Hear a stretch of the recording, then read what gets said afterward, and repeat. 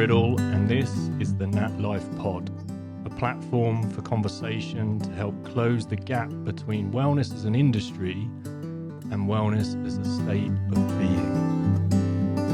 Big shout out to this episode's sponsor, XL Coffee. XL are renowned organic coffee producers here in the UK who have gone to extraordinary lengths to ensure their coffee is mold-free and has kept its antioxidant potency. XL are waking up the world of coffee. I'm a big fan and recommend you go give them a try. Use discount code NatLifePod at checkout. Details are in the show notes. On this episode of the NatLifePod, I'm behind the mic of the man of Earth himself, Chris Geisler. On a couple of occasions, I've had the honour of guesting on Chris's podcast, so it's with great pleasure I get to introduce Chris as my guest here on the NatLifePod. Chris has been a great pillar of support for me and my family on many of my endurance events over the years, and when called upon has fully surrendered to service. He's a great man on a great path.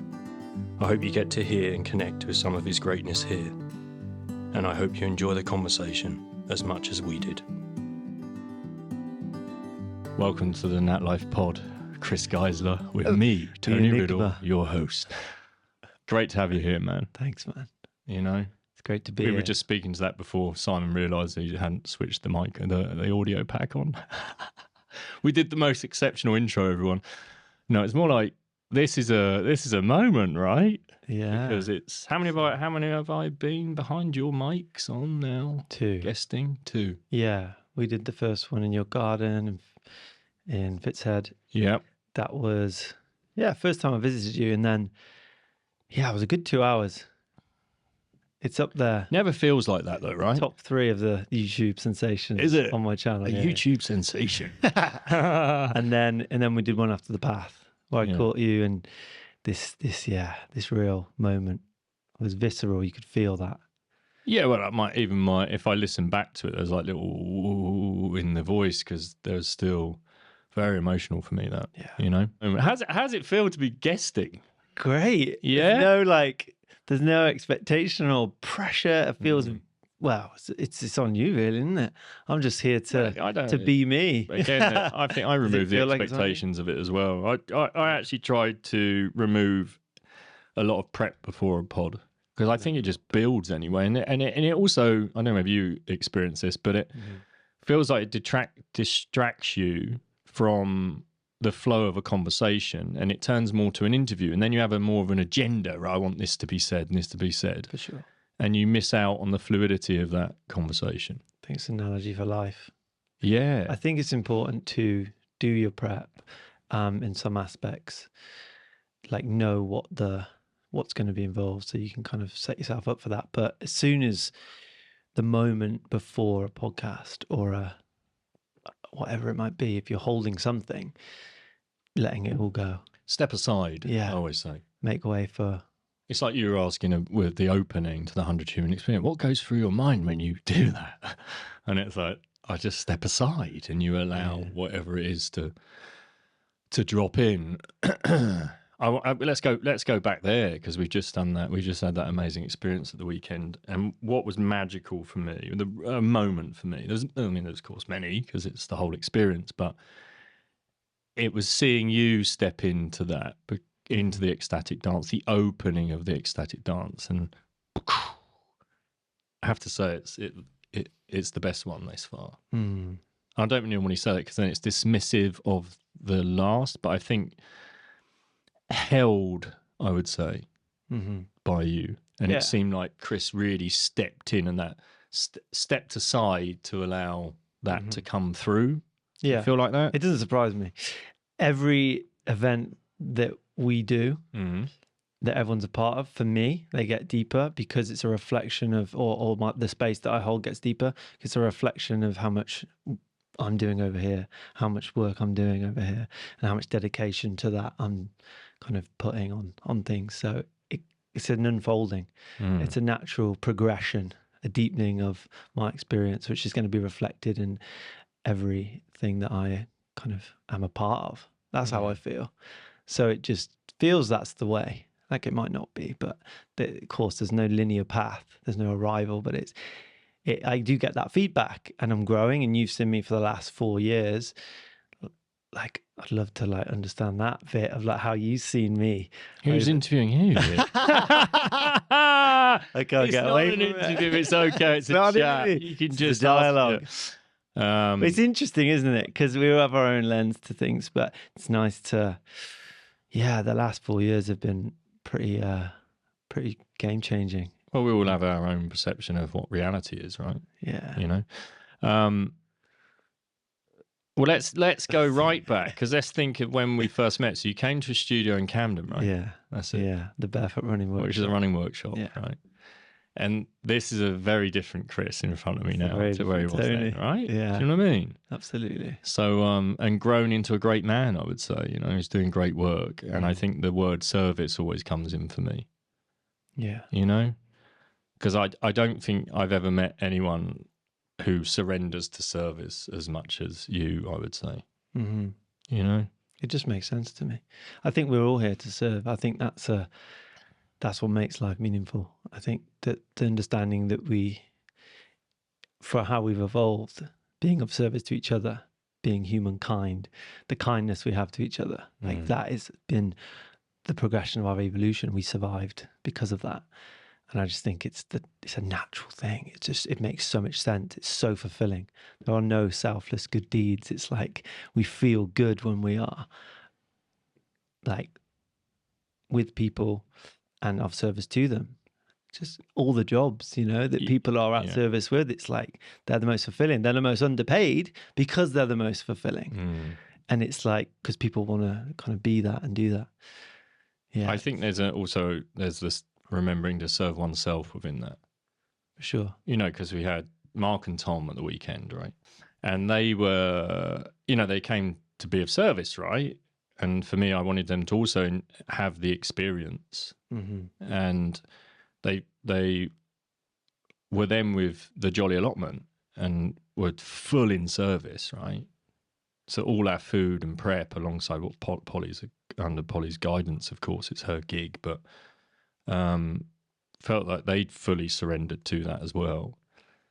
And Mark, on the last day, had this huge realization. It was a really big time for him. Like, relationship was breaking down and other stuff happening. Of course, he's not here, so let's not unpack too much there. But he had this realization. And of course, he said, what's very interesting, despite all the huge stuff that was going on around him, it was this small thing of just handing someone food and the realization that, oh my God, I haven't eaten. I haven't served myself.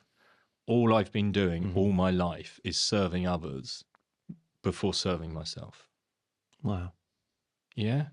So he was like, despite being at the Jolly Allotment, serving everyone food all weekend and having moments within the experience, like to the ice bath or whatever he was, managing to find time to participate in, that was the thing for him at that whole weekend, that he's come away, he's real, if he was to say a highlight, I guess, that's what came to him. Yeah, I'd be interested to know where that came in, where that kind of reflection came in, because that's amazing awareness to even have that moment, and potentially within the experience, which has so much introspection, space also to reflect within the experience. And everyone's energies around it. Yeah. Yeah. Everyone's speaking to those things that we know is so fundamental to our health, which is our own relationship to ourselves. And if there was some point along any of the practices or the conversations that really allowed him to just create that space to reflect, oh, wow, I'm really serving here, but I haven't eaten. Yeah. It's a big one. Well, then he flipped it. Then it became, I'm going to eat first. I'll serve myself. I have food first, and then I'll look after others. Which again it's the oxygen mask, isn't it? Yeah.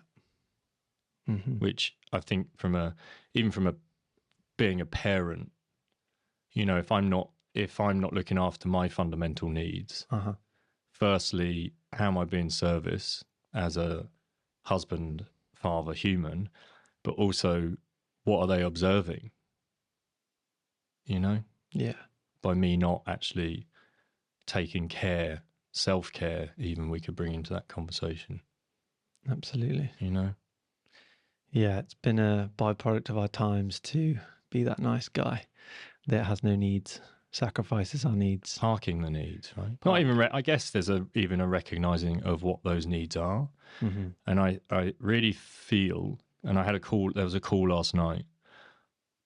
So along with recording podcasts, I also had the Man call last night that I almost forgot about, and Simon jumped in to start the call. So I could so I could serve myself, I could eat something before jumping on the call. And a few of the guys on the call were at the experience, and also then having to land and come back and finding, oh wow, how amazing they feel when they're there and it's still there with them. And yet what they were trying to get away from, I guess, or what they felt that they'd managed to deconstruct whilst being there. That's probably the best way of expressing that. Mm-hmm. And it's more like, again, a reconnection to and a remembering of. And if you think of the needs that are being met in that weekend, like even the opening, like people yelling your name out that you're loved, running around, skipping in a circle, all 100 people, right? The hugs, the fire, the human connection, the eye contact, right? Social needs, like simple social needs, right? There's a real community feeling that comes in and can happen like literally within a breath, let's say. There's the movement, there's the play, there's the sleep, there's amazing food. So just the fundamental physical needs, the social needs. And then the spiritual arm of that, right? Yeah. And then we put dance into that, which is then the almost like the celebration of all those things. Mm-hmm.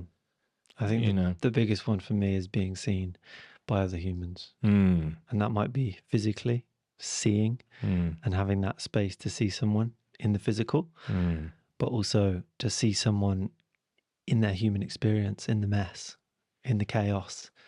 To see someone in that space is just so powerful. And I think that's the thing. That's the need. That is the need that we have, to be seen. It's like to love another, really. Even more powerful than that, because love gets a bit convoluted and it's like we use it so much, the word love, but to see someone, what does that truly mean, And we see others seeing others, and it gives us permission to see others, and it's just like a perpetual. And then we get seeing. We hit the ceilings. The 100 scene experience. Yeah. But so how does it on the call again last night? Yeah. Where closer to the end on the last day, there was this, I dropped in, let's have a sharing of everyone sharing their experience. It can be a word, it can be a sentence, it can be a paragraph, short paragraph, not an essay. And it's you could tell, like the walk from, we're in the amphitheatre. So imagine there's an amphitheatre, right? That's where we are. And there's a little stage and a fire burning. And each one was then invited up rather than just this invitation for, if you feel like sharing something. No, this is going to be, well, actually, each of you will come up. I think, so the guy on the call last night, it was the down regulation practice again before going up. And that feeling of anxiety before going up. And then I had to express that, don't think that the facilitators don't have these little tingles or what we would call butterflies of something. There's excitement, of course, but there can be. Like, it depends on whether you're on your game or whatever else is going on around you in that moment. And there's still those practices, perhaps, that person's honed before going out there. What's that for you, when you're just about to go out and lead the ecstatic dance after you've been moving dip tanks and fire pits and putting up bell tents and everything else?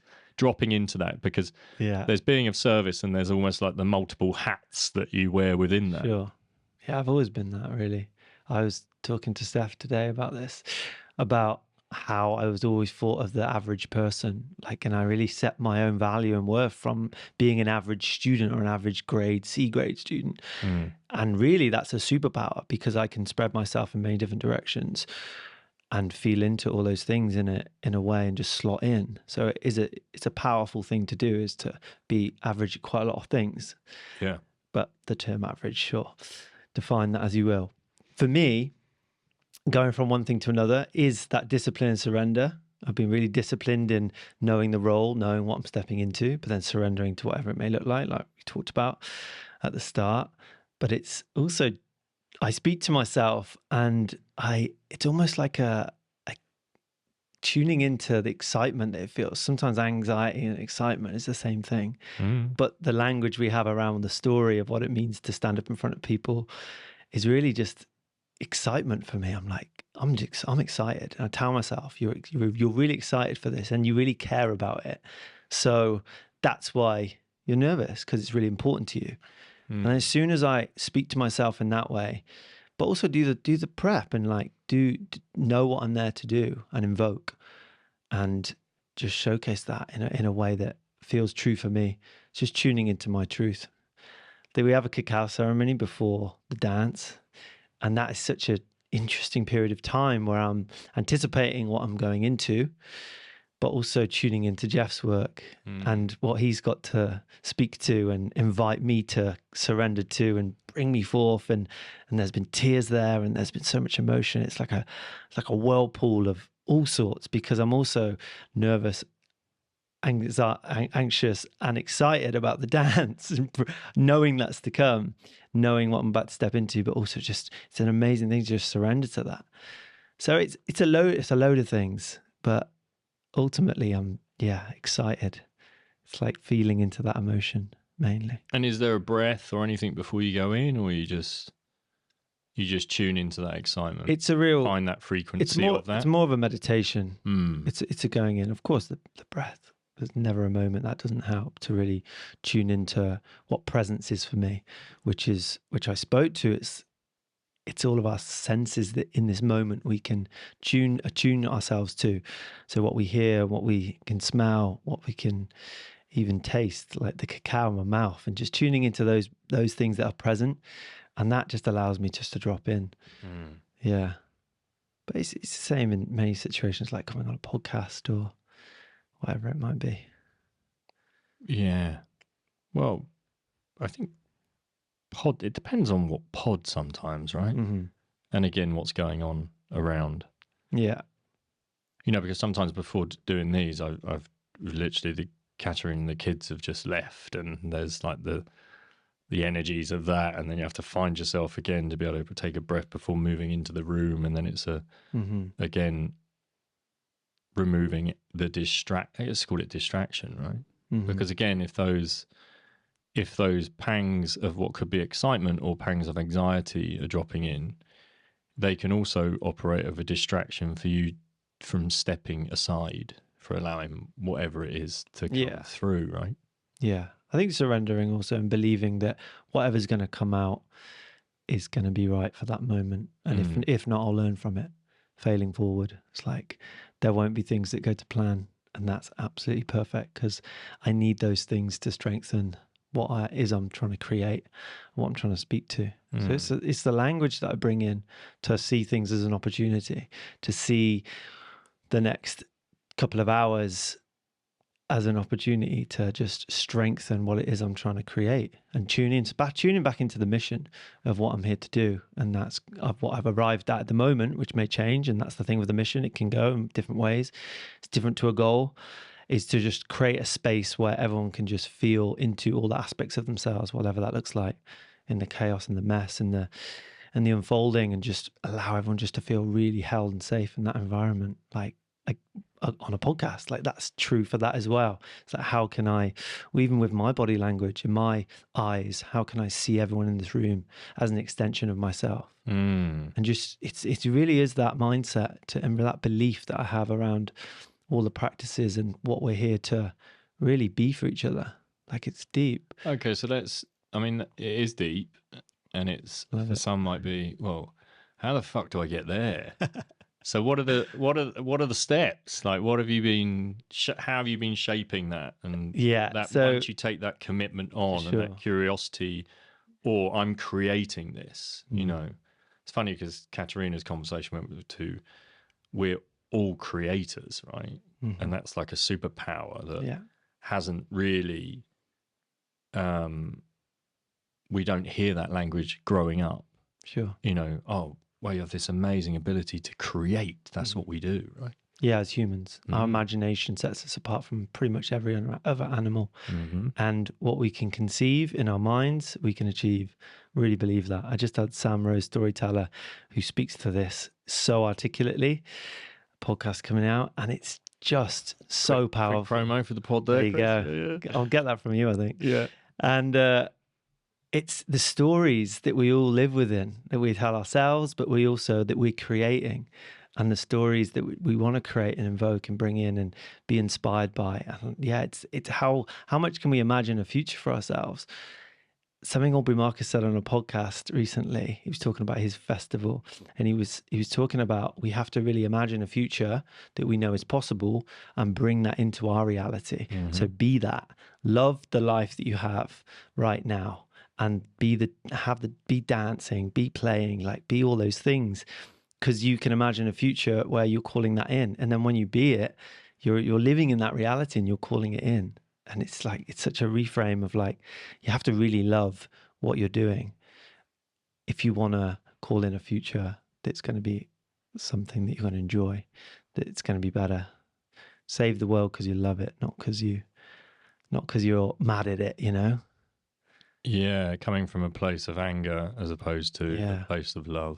Absolutely. But the arrival of like that mission and the depth that I revel in and I love is the depth I've gone with myself, and the commitment that I've really tuned into.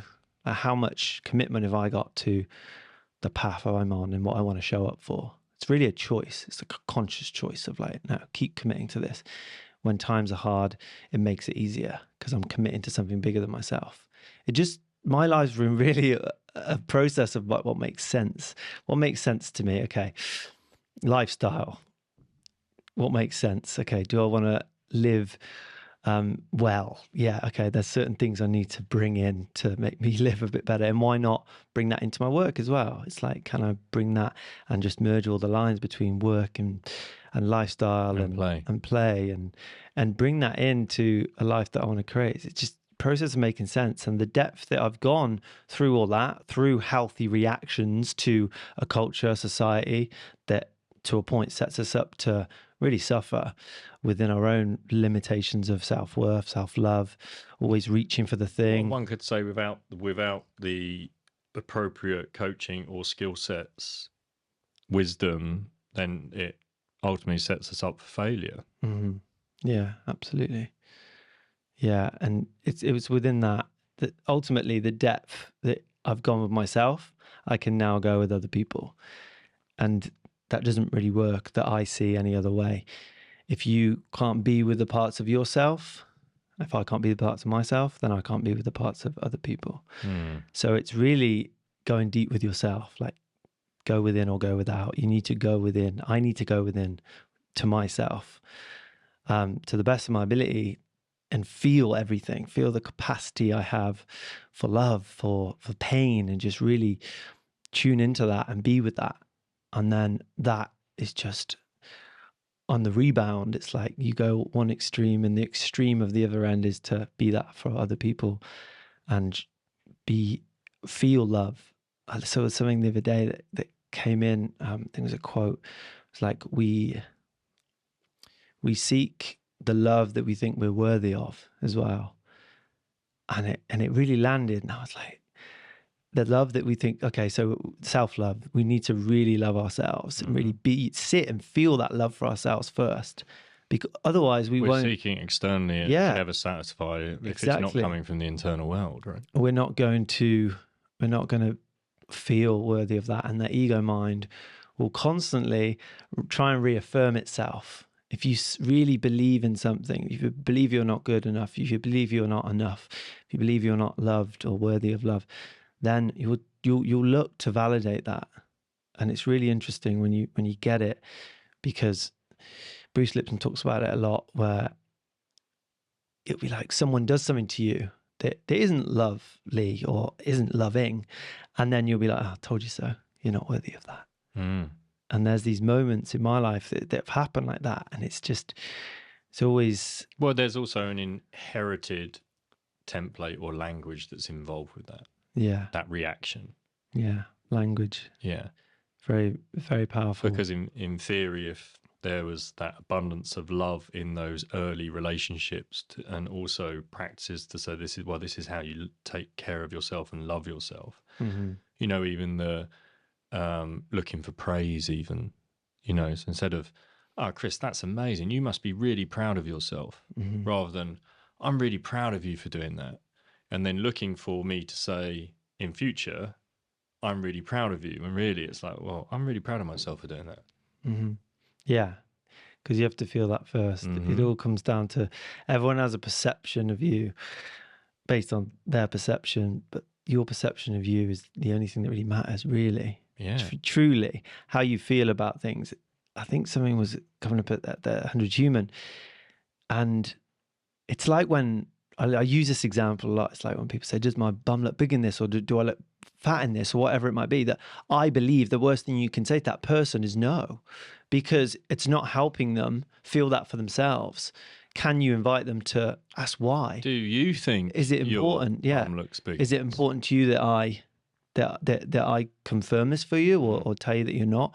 Or what's the reason that you're feeling this way? And it's like trying to always, in every opportunity, and to really try and go into people's internal experience, because I just believe that is the fundamental thing that we all need to like tune into, because we're always looking out there, aren't we, to confirm things for us, or to tell us that we are enough or loved. But it's really, so is this coming, like, if we look in the origins of that, is this coming from a place of not feeling that love within to begin with? yeah, Yeah. big time. You touched upon it in the, like, when parental and children dynamics, and parents will say like, oh, that looks great, and it'll be never like asked, how does the child feel about it? For me, in my younger years, I was definitely, my self-worth was based on other people's essentially markers of what was success, or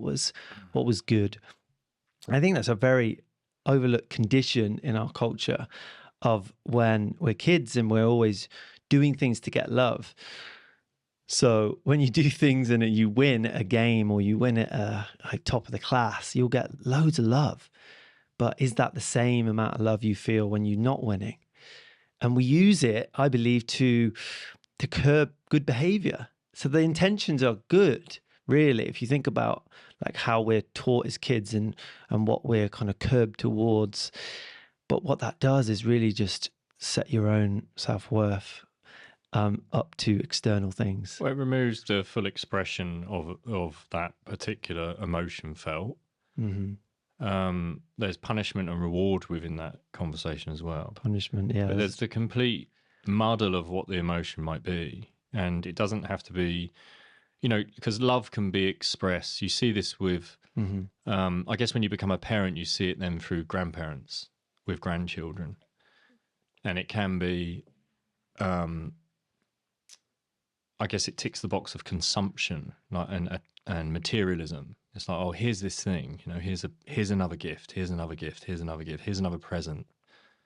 And it's like, well, why are you doing that? Well, I just want to show them love. And it's like, yeah, but eye contact, a hug, just being in your presence. Yeah. That's what they're there for. It doesn't have to be something, because actually then you're, in a way, the energy that comes with that, here's my love, and it's in a present, therefore I start to then think materialistic. So you replace that.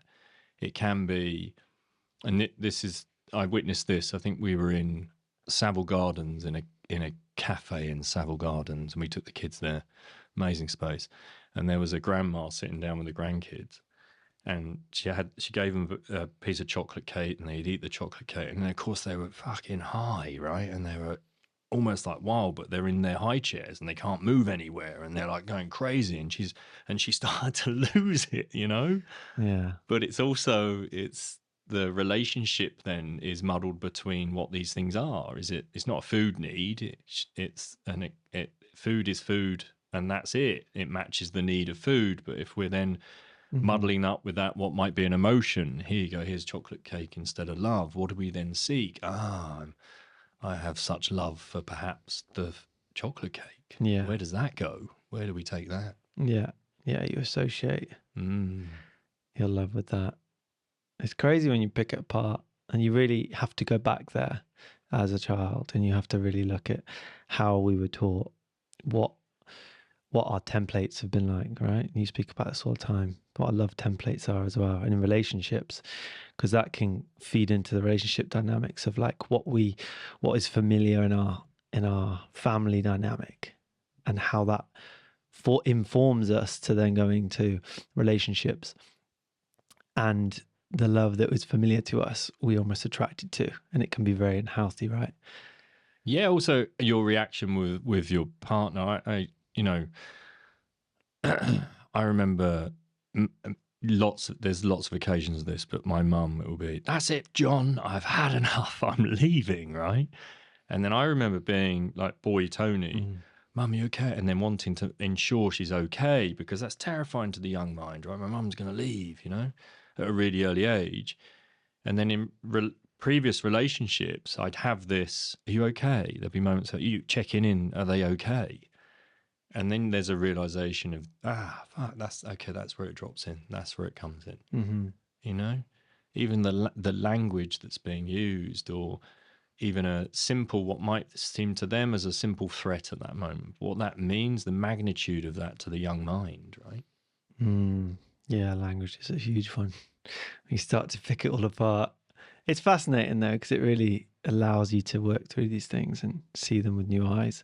But we have to be curious, don't we, to go back there and forage around for an understanding, because it's very got ourselves into quite a dynamic culture of there's just so much happening.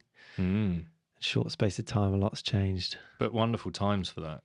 So much opportunity. So I was tuning in actually before the podcast. I was like, you're really excited right now. I was like, yeah, because I've got so much to say on the amount of opportunity that I feel I have to show up. Yeah. It's just fascinating. Really always tune into that. There's just so much. Yeah, then but also honoring it's not on me. But also the being prepared to say no as well. Yeah. Because there's a huge amount of opportunity, right? And there's only one Chris. It's great having Christabel and Ruby here, because it's two. It's like it's a bit like being around Dave and Steve, the happy pair. There's two of them, and I often think, I wish there was another Tony. Oh my God, could you imagine if there was another Tony? Yeah. But then that's almost dismissing what it is that you're already receiving. What it is your unique gifts and talents, again, that you're putting out into the world, and how they are received. Yeah.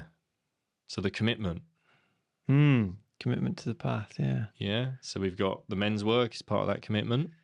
Big time, yeah. That happened very organically, I'd say. I went a whole year interviewing just men on the podcast. I didn't realise it. I was somewhat aware, but I didn't know it was a whole year. Only this year I started to get more women on, which has felt really good. But there was a lot of understanding I had to do about my own self, about what it means to be a man in the modern day, which is really what man behind the mic in the modern day. Yeah, man behind the mic, which really is whatever it means. Yeah, you really have to decide that for yourself. It can mean so much. But in a short space of time, I think our roles as men has, of course, changed pretty quickly. We said about not interrupting the flow. So what does it mean to Chris to be a man in the modern world? Yeah. Yeah, I think we have a beautiful capacity to be really present and grounded. I think that grounding that I have, that's been really affirming this last year, of like the ability I've had to hold space, to be really direct with decisions and compartmentalize things to a really healthy standard. But to me, in the modern day, it's a constant flow of different things. I think stability's in there, being stable for myself and other people, like emotionally, and just being a catalyst for change as well. I think that's a big one. But giving people platforms to invite that conversation in. Yeah. It's in flow. There's loads of different variables, I think. Well, there's being in inspiration and in that sense, inspiring others to inspire others by creating a platform. Yeah, for sure. Yeah, just bring that conversation in wherever I go as well. I think it's powerful to really start to, just deepen our experience as men and figure that out for ourselves. But really form brotherhoods. That seems to be the medicine right now. And it's showing no signs of going anywhere but forward, and like really in a powerful, direct way, you know. It's not stopping. It used to trigger me a little bit, the men's work. I was like, I don't know. But I'm tuning back into it and it feels great. There's a lot of triggering around even the word doing the work. Sure. Right? So, you know, what does men's work even mean? You know? Well, we used to have a men's working club, right? Yeah. I've got a bit of a thing, potentially feeds into the mission of like redefining that men's working club in cities. Like, what does that mean for men to redefine that and it not be about the ales that you get on the bar, and it's more about like circles. Yeah, it's you know, I'm mixed about that. Okay. You know, because I think the mix, you know, and I think really became aware of that at the 100 Human Experience with, again, that, you know, decision at the last minute not to have men and women circles and just have a sharing, because there was such deep connection already.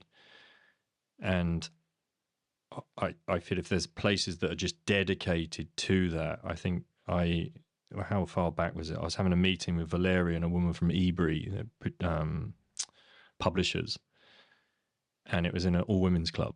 And I'm the only dude in the women's club. There's only one floor that Tony, the dude, could sit and have a tea.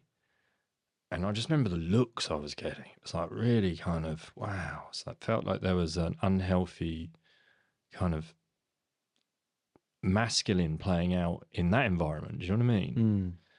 And I think it was Chris Baker spoke to this. He was on a film shoot. And it was, I think it was an all-women's co-working space or something like that he was filming. And they'd asked him in, and, you know, that's his skill set, right? And he's there. And a woman walked past and she said, I might have known there'd be a man sniffing around in here somewhere. Can you imagine? It's like, what is that that's playing out? And I think it's what I love the work of thinking. I think Christabel really nailed it. We were discussing it.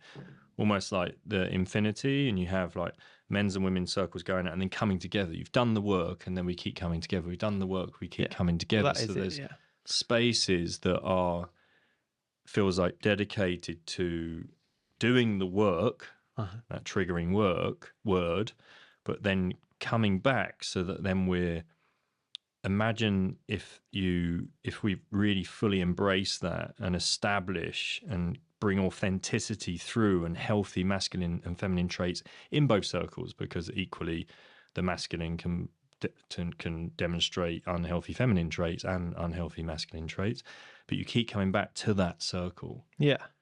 And then, wow, what does the world look like? You know, an extraordinary space. Yeah, I think that's the thing. That has to be the thing. We have to integrate and we have to all coexist. Yeah. That's pivotal. Very, very important. I do feel that being in circle with brothers, you get a lot of other needs met that we sometimes project and try and get met by our relationships and women. Yeah. So, yeah, I feel we need those healthy circles of men, because that was just not a thing growing up. It just, you know, it's just not something that I thought it was a thing. And I speak to people about the thing and they don't get it. Yeah. And that's okay. They're not ready to hear it yet, but there will likely come a time where you'll need that interaction. Well, can you just imagine? I mean, I have these thoughts and I look at Bowman, well, equally Tallulah, Lola and Millie, but when we've held men's work and Bowman's like sitting at the table and he's like the head of the table. Yeah. And he's sitting there and he's like entertaining everyone. And there's some incredible, again, role models around that table. Yeah. And he's in that mix and he's in that energy. So again, imagine growing up like in those circles that we didn't. We grew up in circles that, again, were like, you know, full of, I guess, those unhealthy traits that were playing out. Yeah. Yeah. I love spending time with your kids, man. It's so good. I miss them so much when I'm not here. Like today or something. Yeah. It's like Bowman, because you're not known as Chris. He just thinks your name is Chris Geisler. Chris Geisler, Chris Geisler, Chris Geisler. It's so good. Yeah. Yeah, just the environment you've created here for them. It's just so powerful. That's the testament. Like, I know Tony outside of this, but you don't know someone and you go to the home. It's I speak to this in the men's work, actually, in the circle. It's like, it's not about who you are outside in amongst your circles or what your reputation is again.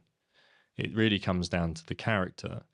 And you can only really get an understanding of that. Who are you when the curtains or the blinds are down? What's the behavior then? What do you find playing out in that environment? You know? Because if we talk about the internal and external worlds, you know, the internal world being even just thinking within your own walls or your own van, right? But yeah, Michael Maisie spoke to, didn't he, when he was on the panel? So powerful. And he handed the mic over to his daughter. And he said, tell the people here, and there was like 50 people in the audience. And he said, tell these people why your daddy, like what your daddy represents, or like in her own words. Like, it was just like incredible. Well, yeah, you could have heard a pin drop, right? Yeah. Just that alone, you know, just passing the mic over to your daughter, because you don't know what they're going to say, but he had so much belief and just integrity to be like, there you go. Like, this is, it's I could tell you who I am from my own words. And like us on podcasts, we kind of show up in a different way, but that testament is the people that are around us in the moments that we have to, respond to all the little stresses that come in. Yeah, I think with that character piece, because I you know, if I think of holding events and holding space, I now see it as just turning the volume up. Do you know what I mean? I like that. Like it's still the very same person, if you can get to that space, rather than it feel like, oh, I'm now the entertainer, I'm now this, I'm this. Well, actually, what we're doing is we're just going, ooh, turning the vibration of that up, you know? And again, does that match? Are you aligned in that? Yeah, I think we can take that and run with it and like invoke that into it all. How can we kind of imitate situations in our everyday and bring that into those spaces to like recreate the like moments where you are up against it? Yeah. Or you're like trying to figure out the time and try and gain some control and grasp on like what you know to be secure again. You know, like we rely on those things, don't we?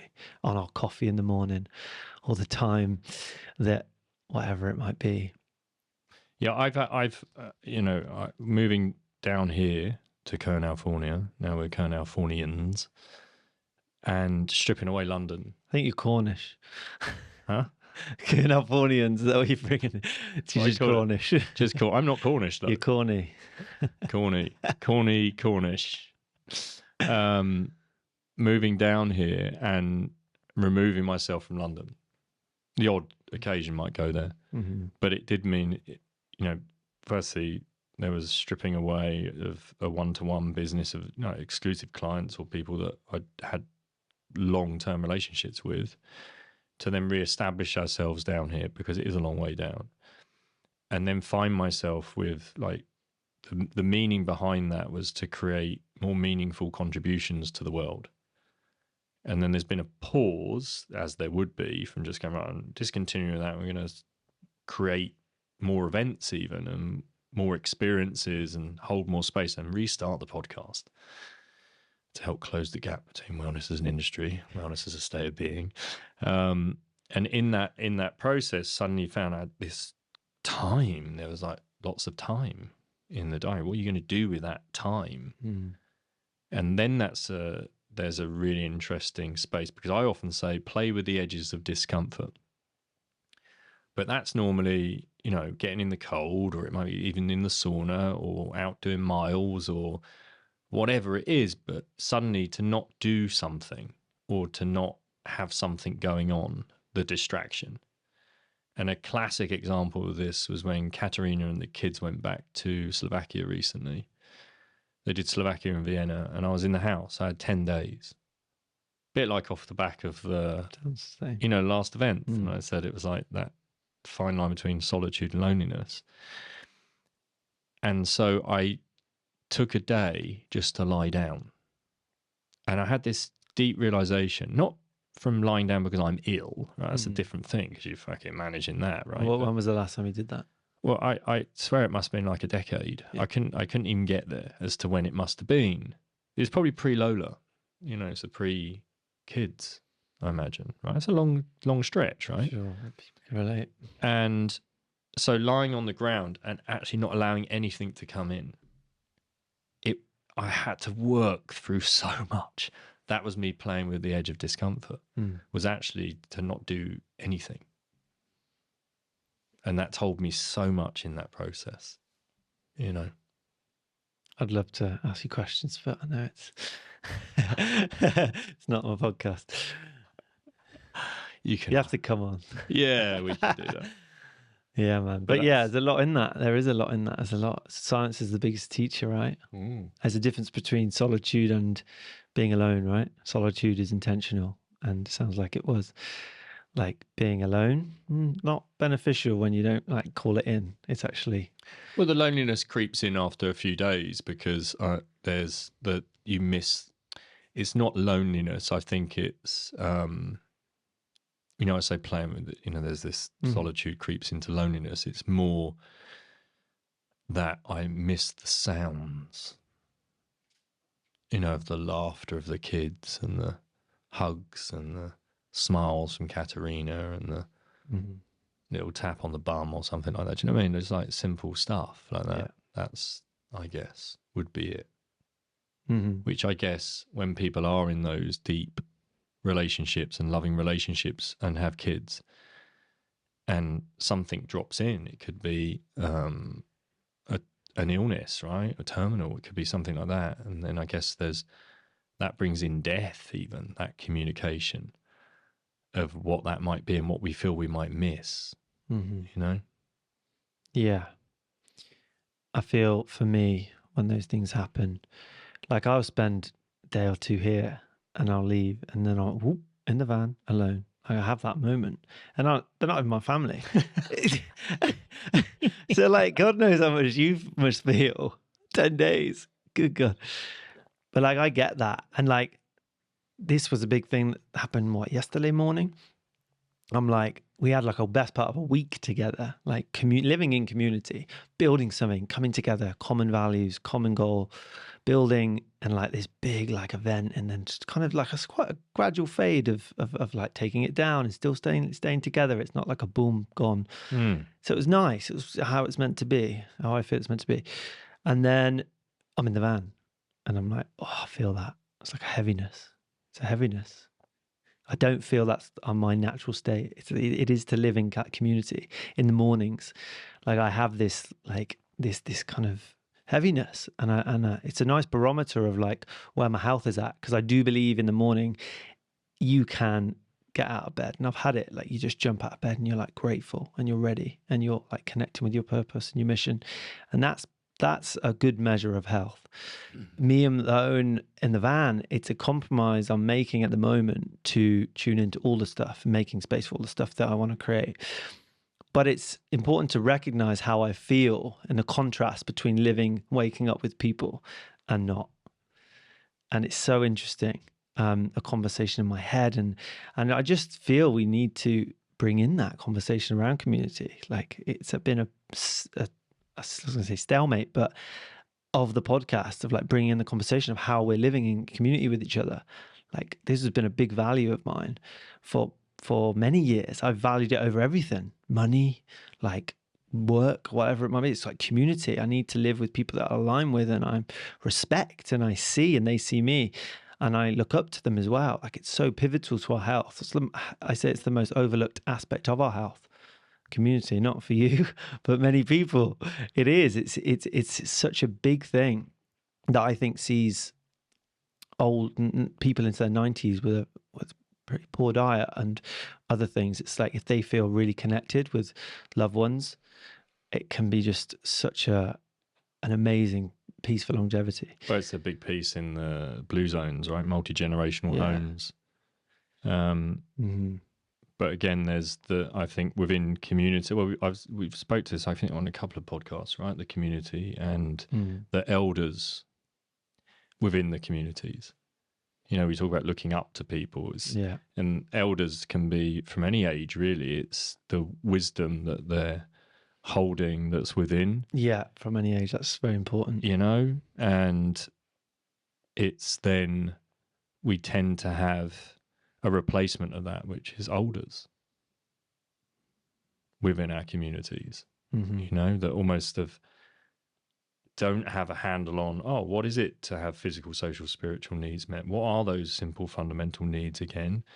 And then we're honoring because of the ancestral kind of, we're honoring that ancestral line by thinking, they're older, therefore there's a respect there, of course. But there's also, we need elders within communities. Yeah, we do. That's what needs to grow, I often say to my childhood friends, like when we were growing up, all of the older people we knew was our friends' mum and dads. Who out of all those people would you have gone to for advice, wisdom, or whatever it might be, like conversation? No one, really. No one, if everyone was really honest. Like they had their roles in looking after the children and dropping them off here and there, but there was no real conversation there. So it's like, well, where are we getting our information? What are we going to the teacher who's highly stressed and in that position, who aren't also getting their needs met, who aren't probably financially suffering because the pay's not great, and the hours are long, and they get stretched and they're ticking boxes, and I mean, if you think of my example, I mean, we've spoken about this, right? My example of my English teacher was Greg Davies from the In-Betweeners, that huge dude who used to sit with his Walkman on, like proper Walkman's, feet on the desk. And that was my English lesson, So I got an E for English. I did really well. No excuses for French. I did get an F for French, but wow. She was amazing. I just wasn't amazing at it, being in that environment, learning it. But you have to get David Miller on. He speaks about this because he was a teacher, and he's been in that environment. Well, the teacher example at the 100 Human, that probably. Have we got the video yet? That and the sharing. I think they were like real moments for me. Testament to the work being the sharing, how healing that was, not just for the women that were being healed, but for the men to hear it.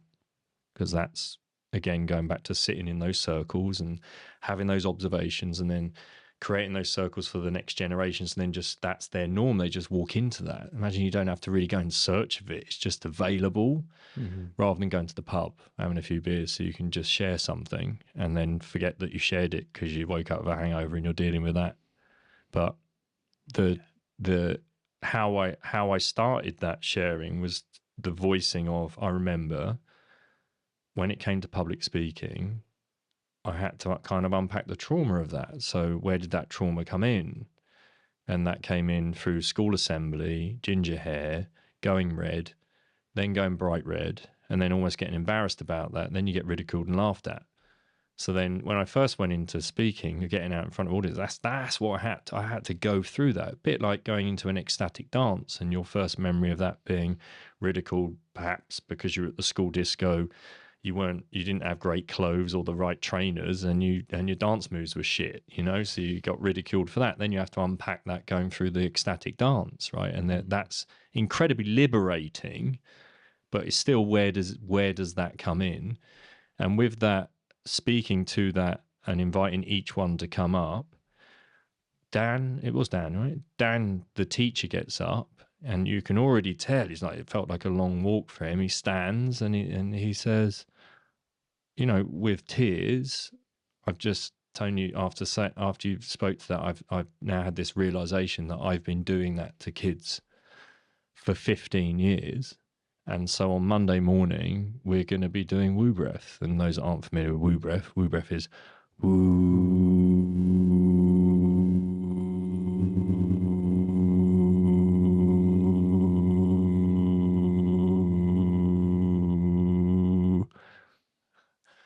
And that's a downregulation practice.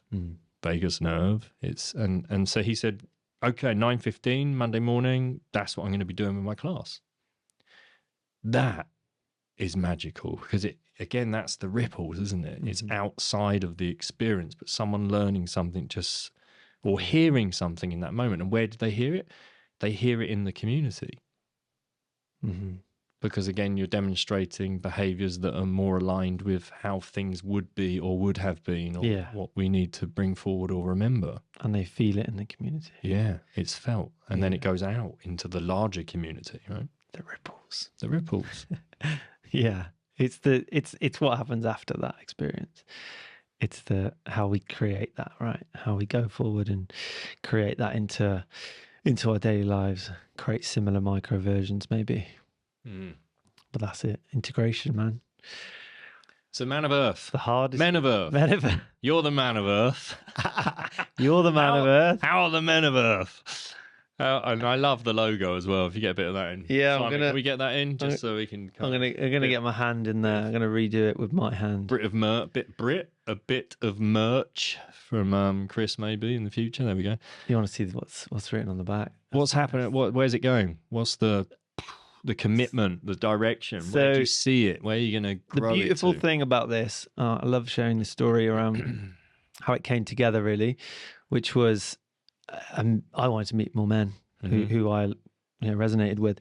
So when I was in the Northeast, started a little community, and then I promised them a offering of like doing an event somewhere, a bit of a retreat, not a retreat, a bit of returning to ways that served us and doing all the practices. It happened.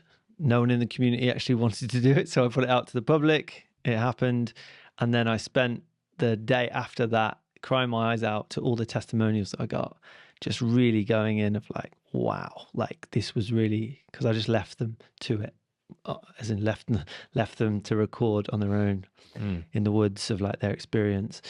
And I just spent the day going through it, and it was just so incredibly powerful. Like I just felt, wow, this is, one, it's needed. Two, it brings me a lot of purpose. And three, I can do it. Like I've just done it. I've just created this. Yep. So it was like, that ticks a lot of boxes. So I'm just going to dedicate the next year to this.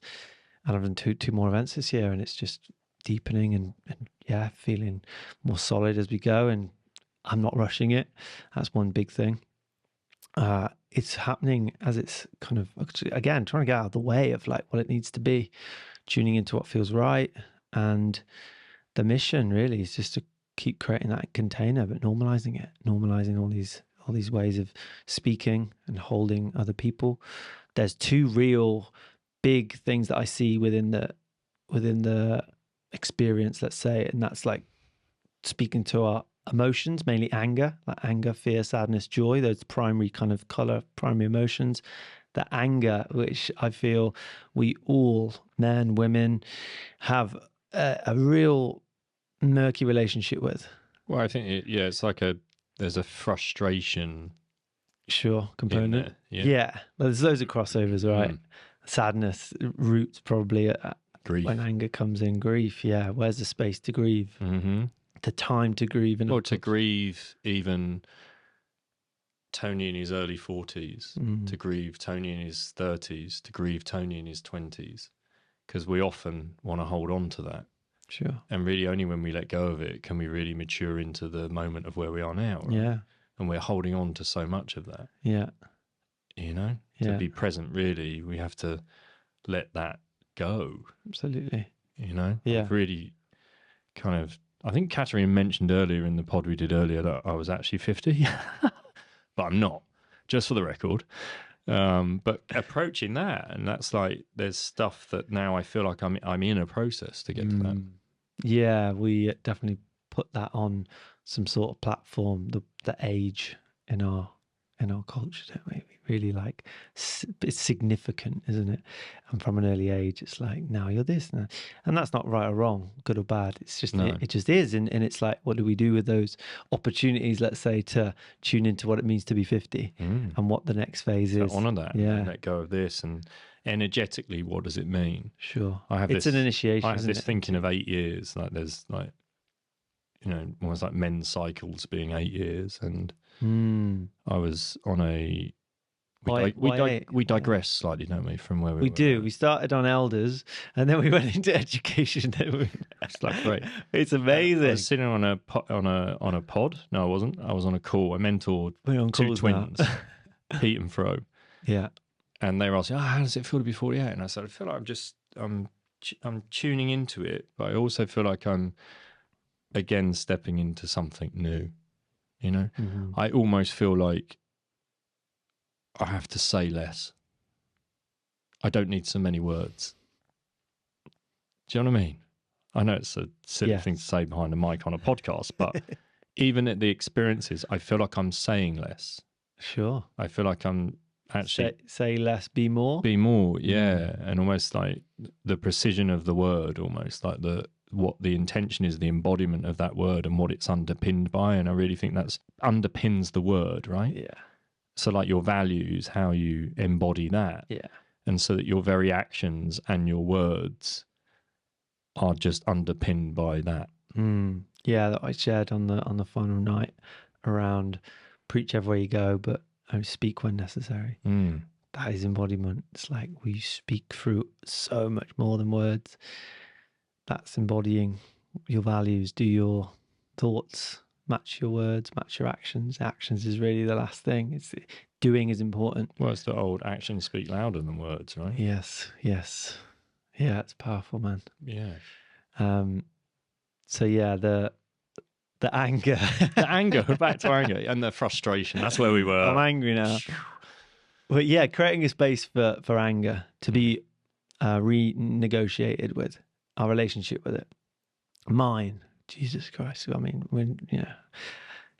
as a youngster, the anger was really there. There was no space for it. I didn't know what it was. It wasn't until I was unconscious in that bringing in drink and alcohol and just being then unconscious, then it came out. The beast. And it came out big time. Yeah. Yeah. And it got in, and it was. Well, you're also, I guess, a certain size, right? Sure. Yeah. All the teachers really always used to speak to that.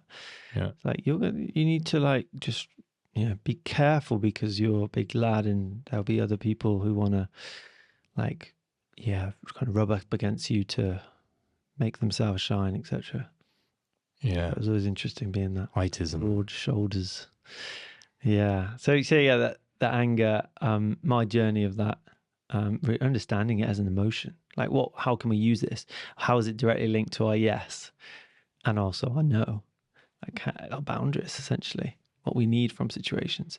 And when we can bring that anger in to be like, no, and meet those edges, but also in a healthy way and create space just to be angry. And I had some coaching with Jeff Shubb, a bit of a mentor, and he just held space for me just to be angry. It was the most uncomfortable 6 weeks of my adult life, probably, of like just meeting with him on screen and just going in on the anger. And like, it's there and I know it's there, but it's so uncomfortable. I was like, I can't do this in my house. Like neighbors, like partner, like, okay, I've got to get in the van, go to a car park and just do it there. And I was like, this is even worse. People are going to call the police. And there's no space. And I found a space. The space was under the sea, in the water. Like if I was a run a bath or in the shower, and you just like go for it and just see. It's like a meditation. You just well, it's a dynamic sit meditation. And be, for sure. And then see what comes up, and things come up. There's stuff there. Well, if you keep going into it, I hold it a lot with the men's work. Roaring, yelling, with movement, so it is a dynamic meditation in that sense. Mine's like proper growling. Like I can get to and it's can be quite alarming for people around, like For sure. to hear that, like where you can go with it. Yeah. But there's also, I think, once you remove the unhealthy understanding of that anger that we do have, or that ability to roar, or that ability to yell, almost make friends of it. I was going to sing a bit of Nick Mulvey for a second there, but that beast within, right? Yeah, the courage to feel it all. I'm sure it's the prayer of my own, right? Yeah. He talks about that. It's incredible. The courage to feel it all. Mm. When do you have a moment when how do I word this even? What was your worst expression of anger? Punching walls, Yeah. breaking my fingers. Just in a moment. Was there any like self-harm in there of frustration and anger? Okay, yeah. Memory just flashed my way. So I used to punch my leg. Yeah. Like real, like punch it until I just couldn't feel it. Like sitting there. How old were you? I was playing video games at this point. So I don't know what would happen, but I just remember. And there's also the memories that have come in the last like year about sitting and crying, angry, but upset, frustrated, and just being in trying to make noise so someone would hear me as a young kid in my bedroom, just crying, just yelling, clearly being punished for something, and like distance was the punishment, but just screaming and yelling because I wanted someone to hear me and just come and just be with me. But like those visceral experience of that, and I just remember being in my room and I was sat down quite a lot when this would happen. Maybe it was a football match or something happened or just a moment and or I'd lost on a computer game or whatever it might be. It was really that when I was alone and I'd be in the room and I just start punching my thigh. Might explain the foot. But yeah, it's really powerful when you can go back there and bring those memories out because the body keeps the score, as we know.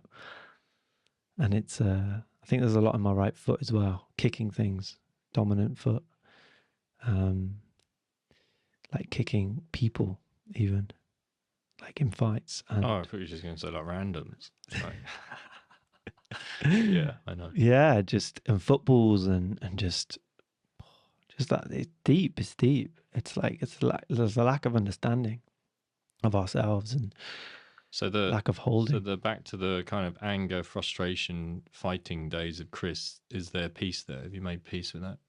Yeah, Because someone who I worked with many years ago, it was like, Tony, it's when you get to the point that you were disgusted by your behavior, that's when you can get past it. interesting. So I'd reached a point. I remember thinking, oh my God, Tony, was like, I cannot believe like where you went. And then I could start to heal it because by being disgusted and remembering all of that meant that I could then bring it to the surface to be able to forgive oneself. Because by not going into that space of almost disgust, I couldn't bring them up. Fascinating. That's interesting. Yeah, that brings something up.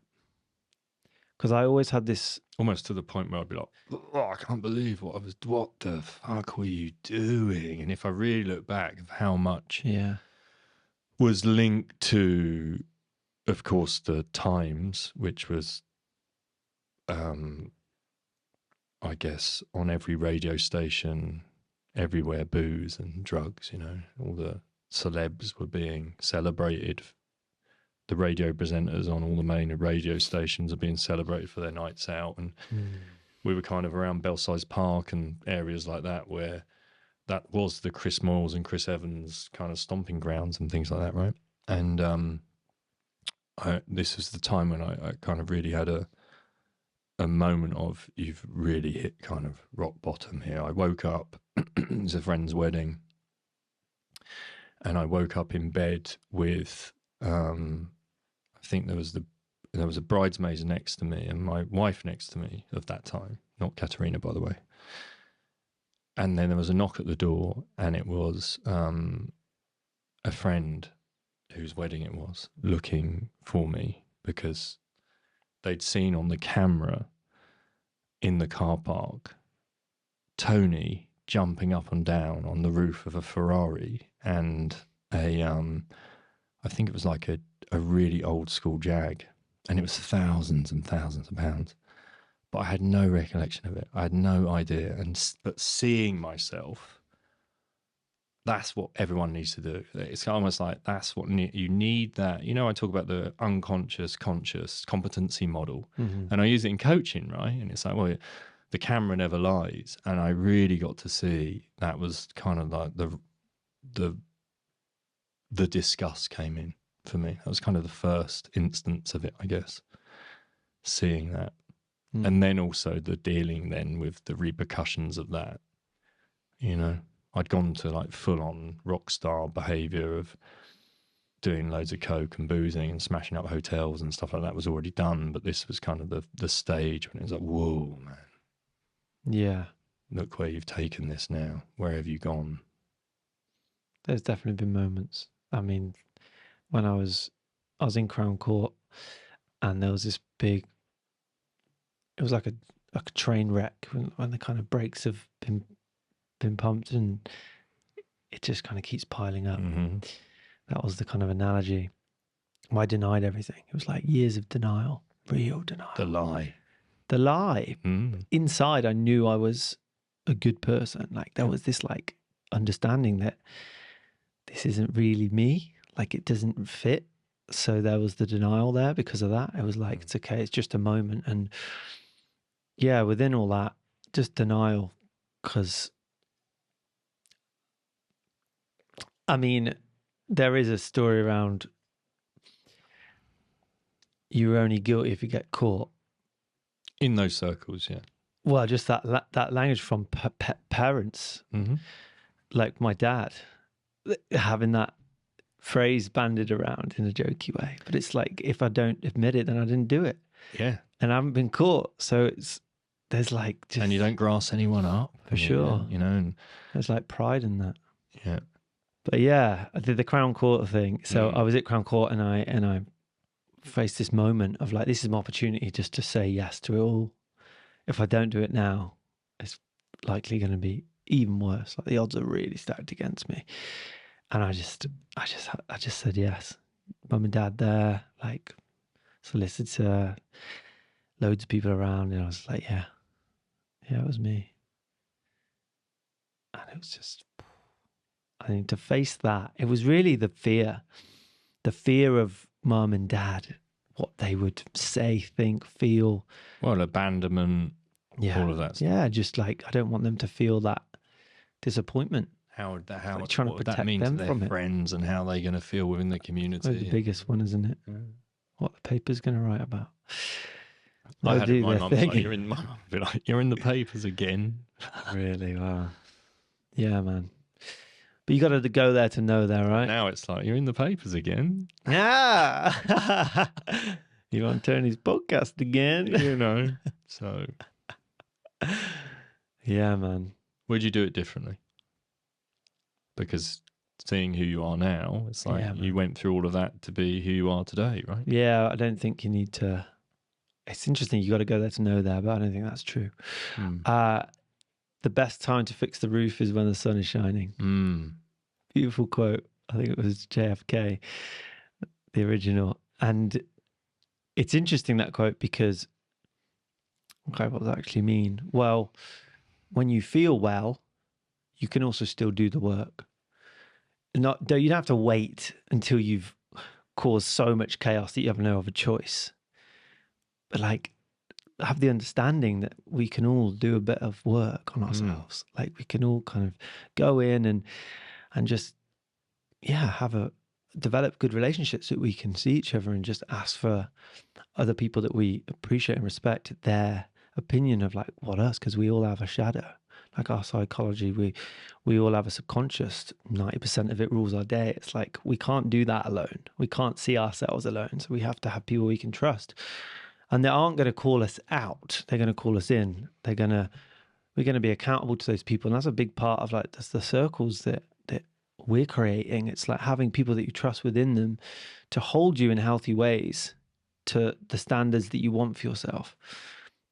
And that's a big thing. I think it's really healthy to consider for people.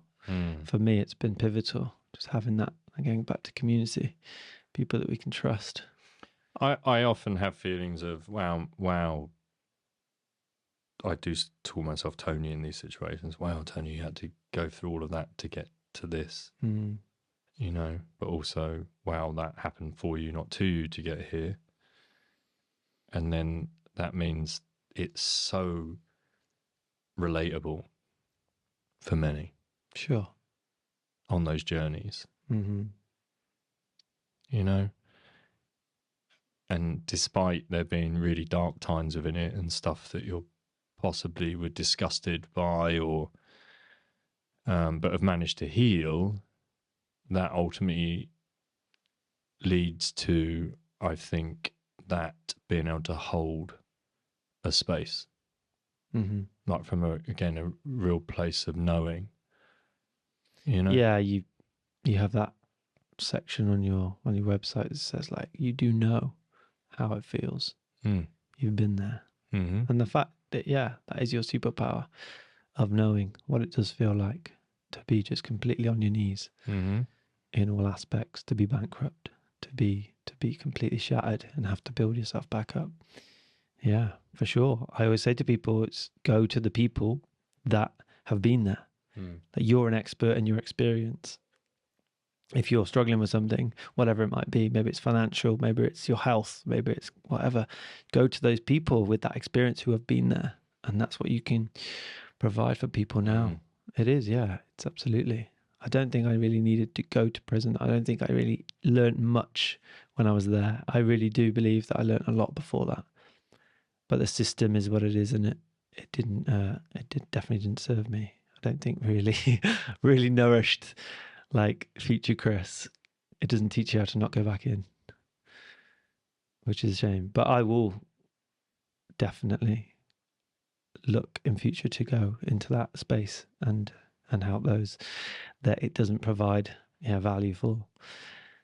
And you can look at everything. We can leverage life. We can leverage every opportunity to our advantage and be like, right, this is opportunity. This is learning. This is like, makes me more relatable to all the people that need it. And that's going to give me a lot of meaning. Yeah. I think life is always presenting you with the opportunities for whatever level you're at. It's just one complete mirror. It's fascinating. The magic of it all, right? I think of it as like consciousness almost being like this relentless teacher. Yeah, and it's almost like, here you go. I know, man. Oh, you're not ready to learn yet. Okay. All right. Now we ramp things up. Here you go. Still don't get it. Here you go. Yeah. Still don't get it. Here you go. Just I get it. I go, okay. You know, and then the it's the hero's journey. The learning comes. Subjecting the call. We all do it. We all have to. It's part of it. It's part of the arc of the hero's journey. It's the story. When's the next Men of Earth? April next year. Yeah, Sussex. Yeah, in a tree house around the fire. Yeah, it's powerful. There's many aspects to it. Taken a lot from obviously your work. Not your work, but the stuff you spout, you represent. And I think a big element I'd like to speak to is the communication. For me, that's integration. The biggest thing I've seen in the space is that's transferable to your daily life is our communication, how we relate to each other. The non-violent communication side of things. So I think Marshall Rosenberg, that book changed a lot. And like just conscious communicating, holding space for each other. Because I say it's quite easy to go away and be in an environment, come on 100 human experience. The environment's set up in a way to allow you to go in and be held, but also be courageous. And it's the perfect environment to go in and to give yourself a platform to then move from. But how do we integrate that into our daily life when people can't relate to that experience? And through the communication tools and pointers that we can hold space for each other, communicate effectively what's important to us. How do we do that? How do we speak from our experience? How do we speak to our needs? What are our boundaries? Like getting to know ourselves. Boundary piece is important. Yeah, know thyself. And then from that point, it's really like trying to constantly just speak from your experience and speak to your needs. Have other spaces where you're like, and this is what I'm doing about this, and this is how I can communicate it to you. And all of that communication is really, really pivotal. I've seen the most the most transferable stuff, I think, from an event through how we relate to each other. I think that's going to be a big channel I kind of go down, big avenue. Commitment to the communication. Yeah. Communication is kind. It really is. It's just navigating conflict as well. Like every relationship is really a testament to how you navigate conflict together. Now, it might be disagreements. It might be just meeting each other's edges. Well, also just the ability to express what's coming up for me in that communication. Yeah. What am I feeling right now? Why am I getting triggered? And then speaking to the being triggered rather than I'm storming off to my bedroom and slamming my door and hiding underneath the bed. The boy, what's the man? What are you hiding behind? Yeah. What's the man in that conversation? And what's absolutely my feeling? And a big part of that is also learning the language to really go deeper. Like, how do you distinguish thoughts from feelings, and what are feelings? And they have this extensive vocabulary. Like, the English language is actually set up in a way that I don't think serves relationships that well. Like, we think we know how to speak English, but it's not really until you meet someone who's not English, or you may be in a relationship with someone who's not English, that you then start to, they have a different interpretation of what I'm saying because they're not from this land. What a teacher. Why would you presume someone who speaks English to have the right interpretation of how you're meant to say it? It's like, no, we all have our lens. We all have our interpretation of what things mean for us. It's Peter Crone's work as well, I think, is really powerful. How he's kind of dissected the Eastern wisdom and brought it to the West and like speaks to these things really, really pivotally. But it's like how we relate. If that person was speaking another language, would it affect you? But they're saying the same thing. So it's the interpretation of what they're saying, what that means to me, and what I'm making sense of it. Yeah, and what state am I in when I'm receiving it? Yes, absolutely. Yeah, which often changes how I interpret. Is it an upregulation? Is it a downregulation? Am I willing to receive it? Is there a wall that's going up? Yeah. Am I standing here and just tuning into heart again and thinking love no matter what's coming my way? Because if someone's hurting, often they aim to hurt those around them. So if you can bring in a shield of love even, that means you don't get engaged in that. You're not then feeding the fire and the flames of that. Yeah, sure. And I think from a relationship perspective, that male anger that can come through is terrifying to a woman. Even just the raising of your voice, and then what's the reaction to that? Yeah, we have to know that it's a different way of then the female has a different way of getting in, and normally it will then rile you even more, and more anger comes in. So it's just the communication with love anyway. Yeah, I think we talk about this stuff all the time, but I think creating a space like intentionally for that stuff is what I find the most impactful.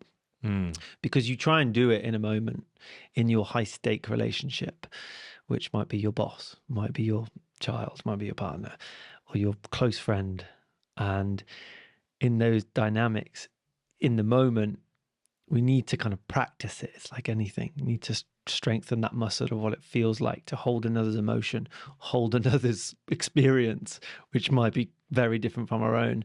So inviting that, like bringing a space in, a sacred space. An altar might be just a sitting on the floor, connecting, breathing together. Like, I don't feel if you haven't got that in moments where you're just having loads of stuff's happening and it's not like an intentional communication, it's just so messy. And that's been my experience of just like comes in and you think, is this good practice? Is that serving anyone to just back and forth for like 10 minutes? Yeah, within Men, there's a WhatsApp group that's in there. It does amaze me now, like the sharing. But that's a really great space for them to unpack what might be something that's conflict, perhaps, could be in relationships or whatever it is. And just the very fact they express it. No one in there is in there to go, well, let me fix this for you. Here's what you should do. Yeah. Just the very fact that they have counsel, like they can just be like, okay, this is what I'm feeling. This is what's coming up for me. And it's not in any shape a complaint or anything like that. It's just a full expression of, this is what I've got coming up right now. This is what I've experienced. And the fact that you can, I think that's an amazing place to get to. To have a counsel almost, like people that you, which are the circles, that's what we have. I feel like as men, there's a lack of men in those spaces, in a professional space, counselors, therapists, whatever it might be. There's a real small majority of those men in those positions. And I think it's really important for men to seek that from other men. So do you think the men of Earth are going to come join the Men March for Movember? Yeah, why not? The community's just launched last week. Yeah. So is there space for that? I think it's time for that. Absolutely. Yeah. Thanks for the invite. Let's do it. No, do it. Because again, it from the outside, it might look like it's for the men kind of community, and it's not. The idea is it's all men. That's what we're calling in, really. No man left behind. We work together as a pack. That's the motto. No man left behind. So someone said the other day, women bond face to face, men bond shoulder to shoulder. There's something to that. There's also something around like how we position ourselves in conversation, which is different to women. It's just a very evolutionary difference of how we've evolved to relate, what that looks like. And I think the evolutionary psychology of things is really powerful when you start to dive into that stuff. Yeah. Because it does shape a lot of, what's normal for us. Just to learn about it, to shift it and change it and to redefine it for ourselves, but just to learn like what are the things that we've kind of spent most of our existence doing together. Oh, tens of thousands of years, yeah. Yeah. We can always observe what's going on in the communities again that have still been living the way for tens of thousands of years. It would be less complicated then. We'd be all trying to figure out what it is. Yeah, go spend time with those. You know? There is that opportunity. I'm looking at... Go on. Don't want to put too much out there at the moment, because it's at the moment it's a storyboard, but it is this idea to go look at communities and then bring in, well, what are their lifestyles? So like blue zones, but more indigenous kind of understanding of that, right? There's definite space for that, isn't there? To learn. Yeah, absolutely. You know, Fran and Chris were on at me, on the last event. Definitely do a documentary, Tony. I'd love to see you doing a documentary. Yeah. And it feels like that's the into that, Like also Katerina was, what now? We've done the book, Tony, and you did the, and you've done the events, and what's the next baby? What next?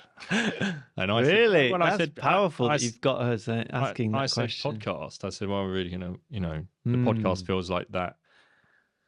After the arc of attrition, realization that I was my own saboteur of that by going into London, because it was responsibility led and not heart led, and then coming back and thinking, right, I need to make more meaningful contributions, and that was the rebirthing of the pod. So it felt like that was was the baby. What about the second book though? You started writing one. I'm sure you did. Yeah, but I had two ideas. One was to look at, the convenience and inconvenience of life, kind of where we're at today. Even like the Man-Men March for November, looking at how the discomfort and comfort, how that will be experienced. So let's say it's not a lone wolf attempt for me running that now. It's going as a pack and working to the pace of the pack, no man left behind. So if someone rocks up and they can't run that day, perhaps they walk, or perhaps they're like me on day 2 of the Southwest Coastal Path when I tore a calf and I was hobbling along. Then we all work together. And so the discomfort will be felt by the ones that actually, perhaps like me, wanting to lie down and feeling discomfort, that it might be felt by the ones that want to go tearing off and get a 4-hour marathon, right? And have an expectation of being there thinking, I want to run, get some barefoot miles in or whatever that looks like. So there's that. And then there's the understanding the Southwest Coastal Path and knowing the history of that. And that was people's commute, So commuting, then we go into the miners and the mining, the tidal pools, and we're getting in there and doing breath work before getting in the cold water. And the miners were just going there because that was their communal bath. That's why they're there. They were their baths. Then even looking at 9-year-old boys working like a mile under the sea down a mine, right? And what that must have looked like to where we are today, what our comfort is, and how would we exist within that environment? If we dropped ourselves in right now, how extreme that must be. If we think of like potential. And yes, there's an argument that, well, the men didn't live that long because there's arsenic involved with that work and everything else, and then the deaths and the injuries perhaps that come through it. But just to unpack what that period of time must look like. So I wanted to go into like the inconvenience, convenience, and then you could go right back. We could go to the indigenous cultures that again have been living the same way for tens of thousands of years, but there's such efficiency also in what they're doing. And what I believe is more of like a flow state, right? So what does time even look like within that? Because it's quite playful, I guess, right? Versus the convenience and inconvenience of today. We can bring that food subject into there. What did food look like versus where it is now? Imagine the huge vocabulary of movement that was available to us, what that nourished on a micro level and a macro level, being barefoot, all the intrinsic muscles, and then what that nourishes throughout, and then the joint, kind of the full range of motion that was available, and the core stability that must have been achieved through those practices, and then the balance and the coordination, and then the sensory information that they're abundant, and the microbiome. And I think of all those systems, the rewiring of the brain and everything that was going on, the neuroplasticity of that, versus, to forage or to hunt, versus, again, I now have a screen in my hand and I pull the screen down and I push a button. Yeah. And that suddenly is, when does that then become inconvenient? Because it was convenient enough to go to the shops not long ago, but now that's an inconvenience. So what we do is we order online and we have Ocado or Waitrose delivering to the house. And then we can just do that from our phone and swipe down and press a button. And then where does that go, and when does that become inconvenient?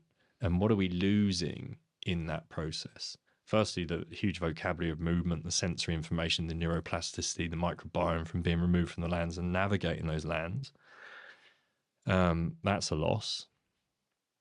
But that neuroplasticity piece, that's where I kind of wanted to go. That's where I was going with this. There you go. That's where I was going with the book. So I kind of had this idea about the navigation even of the stars and what it must be like to remove all this again and to learn to truly navigate. And then look at what that is to the brain. How does that light up? What's the neuroplasticity of that when you bring that back in? Versus, again, following an arrow, like a computer game almost, that's lighting up just exactly the same area the whole time. And we're losing so much skills and refinements of those skills in that process. Yeah. And then letting go of all that in a way, because they weren't thinking about any of this stuff. Yeah. And getting their fundamental needs met, or like being really strong and healthy in that environment. There's something for me around tuning into all that getting to a point to then just not think and just be it, which is, I guess why you want to arrive. It's the highlighting it. So I had two ideas, and then I went down the path of, what was the McDonald's thing where the guy smashes McDonald's for a period of time? Super Size Me. Yeah, I remember, yeah. And he starts off as a healthy individual, and then he starts smashing McDonald's, and they're running tests on him throughout. So I had one idea about, I've got these incredibly wild feet. What would happen over time if I started going back to wearing really narrow toe box, and then look at that, and then go down this path of learning those navigation skills first. Yeah. Till you get that kind of neuroplasticity, kind of look at that, and then what does it look like when I start to narrow that down? It's kind of what James Nestor did with his nose. Yeah. So he taped his nose over his mouth. Yeah. For a period of time. And put himself through that. Yeah. Do it, man. I'll give you some Nikes. Tony's wearing Nikes. So that was an idea. So there was the inconvenience, and there was this model as well. And then there's also, of course, parenting. That's what, yeah. But I think that involves Katerina as well. And at the moment, she's on her path to, on a 2-year path, along the path of learning family constellation work with Nicola Dunn right now, which I'm so excited about. Same. So excited for her, because it means, it brings her, I guess, could you do that with 100 people? In a shape, in some form. There'll be some iteration of it. We did, way back, we did a mad one. We did a mad one back at 42 Acres. Well, I held a retreat there, and it was called Finding Self, and I had Psychology's magazine there. So I had the editor of Psychology's coming, M&A Rushton, and I brought Nicola Dunn, and this is years ago, and then we had transformational breath. Before breathwork became a thing, it was this guy, Alan Dolan, he's known as the breath guru. And then Carly Grace, and she was sound bowls, and sound bowls were wow, what are these? And then I brought this play in again, and movement, and in 42 Acres, and then in the early days, right? So we're talking 7 years ago now, I guess. And Nicola, within that environment, it was over 3 days. She had 3 days, this really deep kind of constellation where you really got to see all the systems playing out, and then you took people through breath, and then into sound healing, frequency work, and then through play. That was incredible. How many participants? I think I had must be about 20 people on that, I guess. But that's intimate. That's an intimate experience, and then you can do breakouts, where we held another one at 42 Acres, but with another facilitator. And there was a mad kind of, there was events that were leading up to this, and one of them was that I saw there was a hare when I came driving into 42 Acres and went over the bridge. The hare sitting on the bridge. Felt quite significant that a hare would be sitting on the bridge. Whenever I go there, I see a hare when I get there, and I see a hare when I leave. It's kind of the welcome party for me. And the hare looked at me, and I kind of had this moment with it. And I was really into wild meats, and I remember taking a snapshot of a rabbit that I was skinning, and I put it up on Facebook, I think, was to show this incredible kind of, anyway, what I was doing. And the hare looked at me on the bridge, and I tuned into it, and it said, "It's okay to eat my brothers and sisters. It's just not okay to post them up all over social media." Yeah. And I was like, whoa, that's incredible. And then we went in, and then we had there was family constellation work. This is, all right, you ready? So we were positioned into groups of 3, numbers of us, and one had to not speak to what it is they were asking for, but the other 2 people were to answer what they felt like was being spoken to, And one of them had to represent something, and the other one had to represent something else, but you didn't tell them. So this one represented in my head the rabbit, the hare, and this one represented me. And I'd asked, do I have forgiveness? Yeah. And then the facilitator. Does anyone else know that you've set No, these? because I'm just there. Just you. Just me in my. Not the facilitator. And so the facilitator then says, okay, what are you experiencing? This one said, it's funny, I feel like I'm really furry. And this one said, I feel like I've got massive hands. Yeah. And that's again in like constellation work. You know? It's interesting you're telling this story because I ate a rabbit last night. There you go. Did it end up on social media? It did. There you go. In my stories.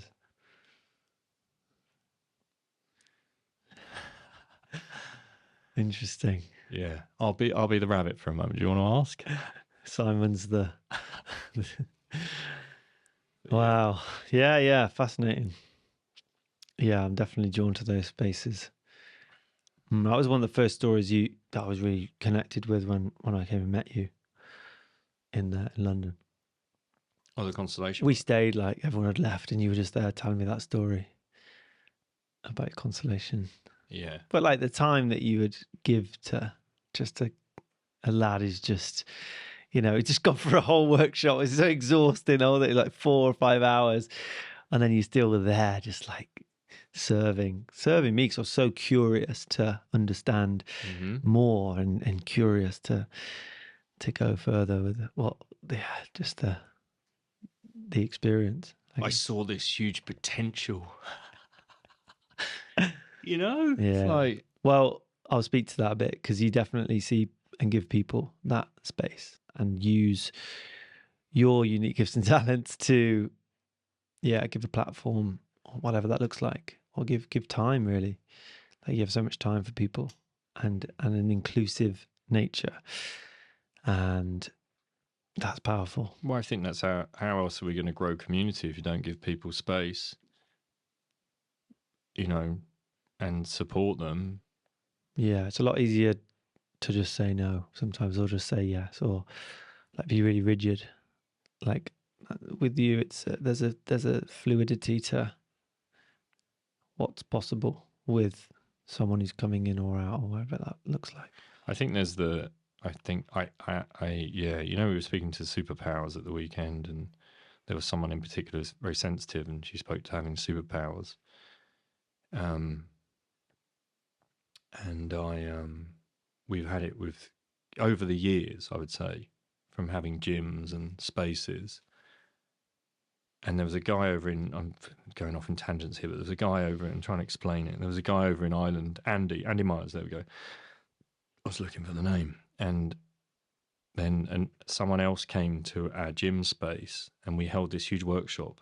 And Andy had recognised this nurturing of coaches, or had seen within me that I have an eye for someone and go, oh, they're going to, that person. And Benjamin Buse came over, and Benjamin was from Denmark, and he was a graphic designer. And he first came, he had like knee issues, but would love parkour and natural movement. And we had this whole philosophy around natural movement in the gym. And I'd spend time with him, you know, and actually just give him time. And he went, careful, Benjamin, I think Tony's trying to groom you into one of his coaches. But it is, I think there is something in that. It's quite interesting. It's like there is a unique gift and talent there. And there's, again, the time and space of service, right, to nurture that. The thing is, we all have that potential. Like, when you've gone there with yourself, you can see it in everyone. And when you create the environment to allow people to feel, just like the 100 Human Experience, to allow people to feel safe, seen, and not judged, there's some medicine and wisdom that comes out of everyone.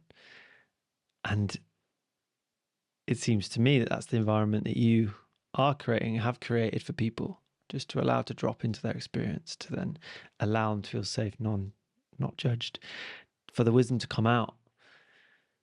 So really, we all have that, and we can all give that to people. It's like a gift we can give to people, and then see what comes of it.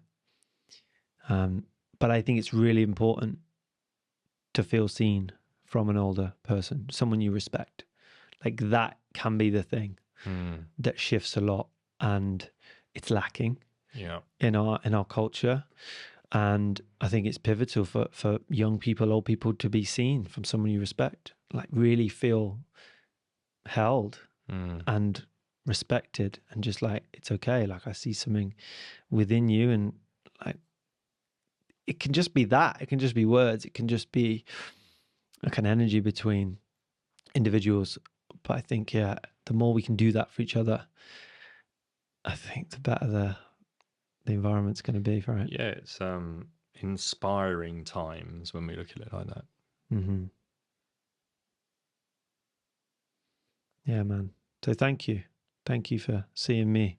It's really, I want that to land though. It's like really, it's really important. It lands. I've, you You always do that little. I've also done yeah, but I'm saying I've also done a bit of work around that. That receiving of that, because I'm not in it for that. Sure. Do you know what I mean? So it's not like I'm not receiving that. It's just I'm not in it for the kudos of doing it. No. I'm just in it for the bigger picture of what that circle looks like. Because when do we finish? The Bantham. With we all want to ascend. Great soundtrack for that little. It was brilliant that little but snippet. That's when that real sharing of that unique gifts and talents. So I imagine we're all stepping into that. Yeah. And everyone in that circle has been nurtured in a way that they have the full expression of what those gifts and talents are. And then imagine what that circle is. Imagine what everything becomes. Because again, the rabbit is expressing its unique as talents. The hare is, the bird is, the whatever is. They're just the dolphin, the whatever it is. It's their unique gifts and talents. And we're having to shake things up or just strip away or doing something to get to what that is. But imagine, again, you create circles that in the classroom then on the Monday morning becomes, well, this is woo breathing, and that woo breathing enables those kids to walk into environments where they understand how to be themselves at the get-go.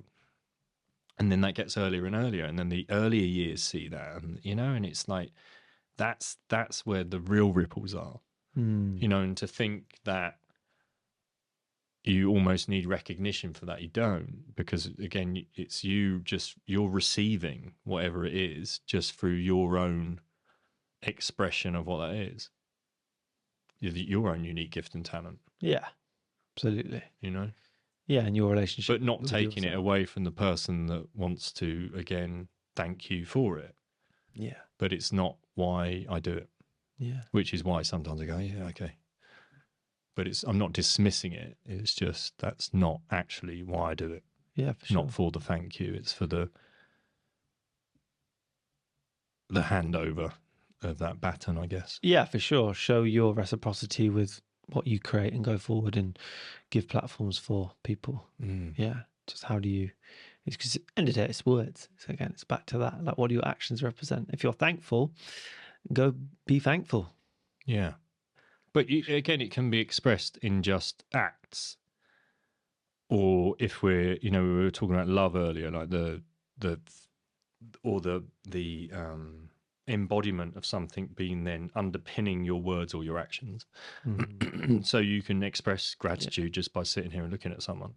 I'm grateful, and then I'm grateful, there's like the intellectual version versus the heart-led. Actually, I am really fucking grateful. Yeah, I'm grateful for you. And if we talk about thank you, there's thank you from the previous events where you're pretty much at the point where things get really fucking weird on those events. Yeah, I'm almost to the point where I'm like on the chemical toilet going, finished. Do you know what I mean? It's like really weird. And I have to let go as well.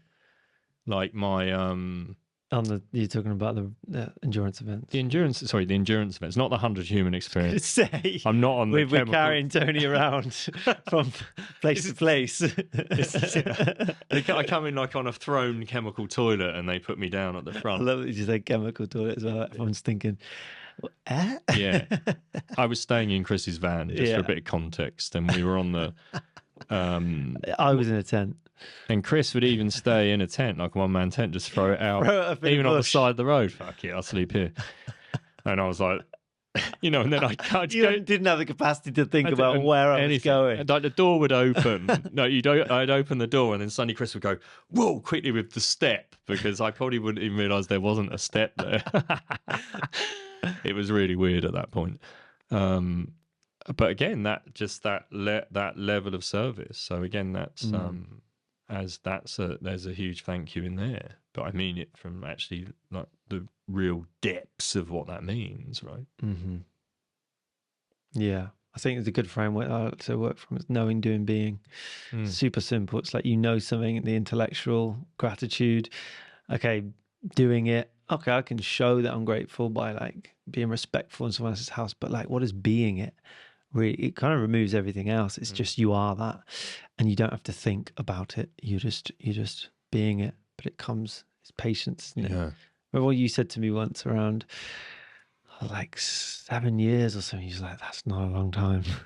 It was on our first podcast. And I was like, I had to check myself. I was like, yeah, what do I think? What do I consider as a long time? Like all this stuff we're talking about, it's just. That was in the rewilding, because they were rewilding an estate, right? Sure, yeah. And we went down the path of, we just put a bit of this here and a bit of that there. Yeah, and, big little farm. Mix that all together, and but they've been doing it for so many years. Like, well, that's not actually a lot of time, is it? It's like,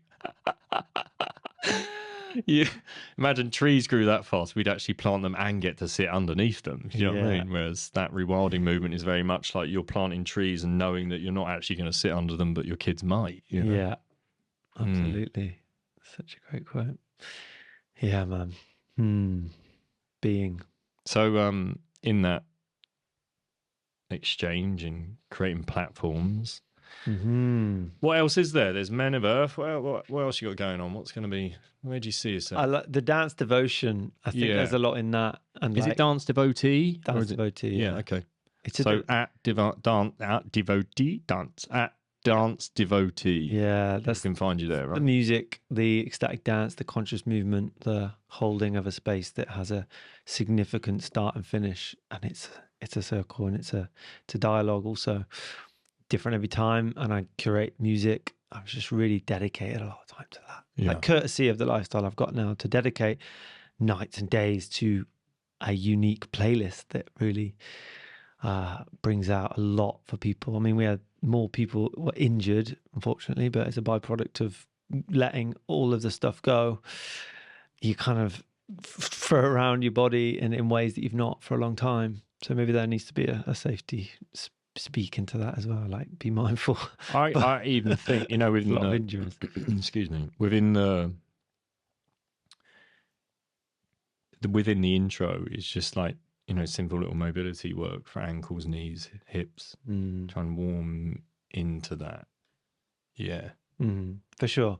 So the dance, there's a lot in that. I've never wanted the lifestyle of a DJ, but now doing more sober events, timing is better. Like, you just go to bed on time. It's like, you don't really get that in the DJ world. But someone said something at the 100 Human around, like, we never used to put the DJ at the front. The DJ was always in the background, and it was all about the music.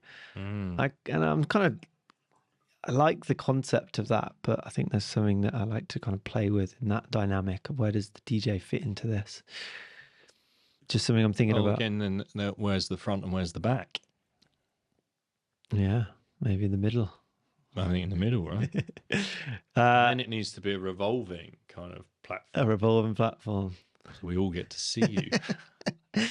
Yeah, I'd love to hold that space, whether it's online or whether it's in person, where it's a regular thing, where people can really go in. The dance practice, which is so powerful. I've seen it. I've got a friend, Emma Marshall. She does movement as medicine, and she's doing wonderful work in that space of reconnecting mainly women with their bodies, with their selves, to regulate themselves and just to dance. Something we have a back and forth relationship with, of like how we're supposed to move as men, as women. I love that work. Yeah. Again, expression and what comes through that. I quite like the idea of working through the masculine archetypes, almost, with that, the expression of what those movements would be. And because I've been in ceremonies where they've entered and I've gone out the warrior, and I'm kind of have these recalibrations of my body, and I'm sitting, and then the lover comes in, suddenly I find this, it's so bizarre, right?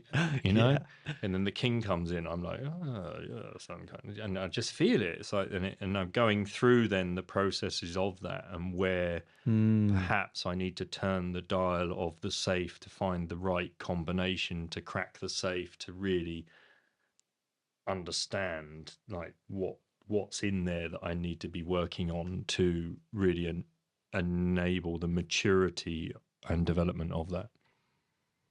Love that. Yeah, that's powerful. Well, I think of the safe often. It came up in the last ceremony I was in. Was actually you keep turning the dial. Oh, there's another one, and the more work you're doing, you go, I've just been gifted another. There's another one. And you're finally hearing it. It's the listening. But then what came in the ceremony was then you crack the safe, like you're like a safe cracker in a way, and then you open it, and inside is the authentic self. And what does the safe represent? Treasure. Like, no, it's like safety, right? Sure. You know, keeping everything inside. Yeah. And so that I think I even mentioned it way back on one of the first pods with Sam Boot. But that was quite fresh off the back of this ceremony that I was at. And that's where it comes in. I think there's almost that with it now feels with those archetypes. It's like, okay. Yeah, I love it because it's listening. You're really tuning into like what you can feel and listening into it, because you never see someone just like having a conversation while trying to tune a safe. You're really in the experience and you have to really go in, and it is listening. And everyone's there like, yeah. Yeah, man. Yeah. Maybe we can overlay some footage of that safe unlocking. Or we can pretend that. Okay, so we've got Dance Devotee. Yeah. People can find you there. Men of Earth, they can find you there. What else we got? And the pod. Podcast. Like, what's the podcast called? If I could just do one thing, that would be it. I really would. Yeah, I love it so much that if people ask me, how's it going? And I'm like, well, I don't know how to measure that, but if I could measure it in terms of success by how deeply I love it, it's so successful. Like I love just going in that just staring into someone's eyes for over, and how are you like, that's rare, just doesn't happen. When do you ever get that time with someone? And just I mean, we're in one now and I'm talking about it kind of third person, but it's just powerful. I love it. I love holding that. And it being held within it. It's a dialogue, and it's the most authentic conversation possible, whilst we're also understanding and knowing the potential of it, which could be who knows what. That podcast changed my life. They were a pivotal part of the journey, like really feeling like I was eavesdropping on a conversation with people who didn't have an agenda. They weren't trying to sell something or entertain you for some sort of cause, or there was no like for me, I think it started in America, in the comedian world. Joe Rogan, of course, part of that, but there was like so many comedians coming out of podcasts and just funny, but also educational. And I was traveling at the time, like right place, right time, but they really landed for me, and it was like I could carry it everywhere I went. It was almost just it was an unhealthy addiction to, but they're also like a bit like companions in a way, for sure. You know, for sure. It's just a complete game changer for me. And the fact that I have pushed myself and surrendered to all the fear, all the concern, all the like judgment myself of actually putting that out there. Like I cannot still have to like pinch myself to feel that I do that now, compared to how it felt 10 years ago.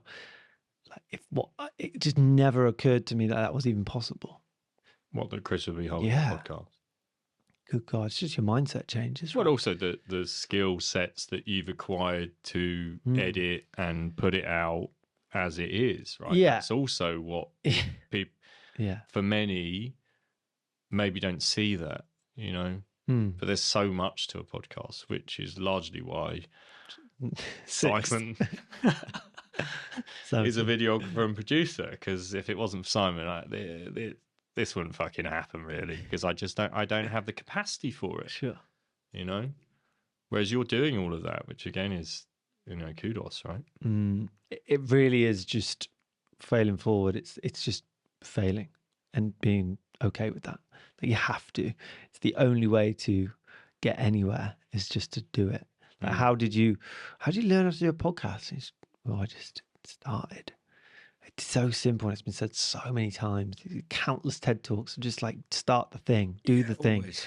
Just start. You just have to just do it. You learn by, it's like answer to how is yes. You have to just, or how do you do something? You just have to yes into it, to go into Well, it. we're often looking at the almost like, and they're never finished articles, because even at the high end of those podcasts that are huge, they're also making changes as they go.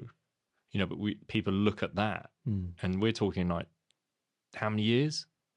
Joe Rogan?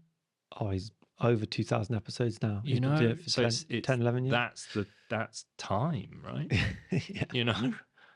And again, that's a little bit of this, a little bit of that, and rewild a whole estate in 7 years. Kind of that. It takes time. You can't look at the finished oak tree within that forest. It's like, well, what did it take just to the mistakes that were made and the amount of acorns that were planted until it came to that one grow? For sure. Yeah, it's powerful. And there's just the depth that I go within that. It's just incredible. Yeah, I love the conversations. Yeah. They're all different, right? Everyone has their own unique flavor, and that's also what it in the world of social media, and it's rife, it's everywhere. We are seeing things vicariously through screens, and more than ever, it feeds into our psychology, and we have to speak about that a lot and check ourselves of like what we're believing into and what we're trusting, but to really try and promote like authenticity and just human struggle, challenge, like that really is what I find the most beneficial for people to just connect with. Well, keeping it real. Yeah. Real conversation. Yeah. Real conversation. Real talk. It's a good place to finish, I guess, with a real conversation. Till the next one. Till the next real. We will do another one. Maybe we can, keep flipping round roles. Who knows? Do that.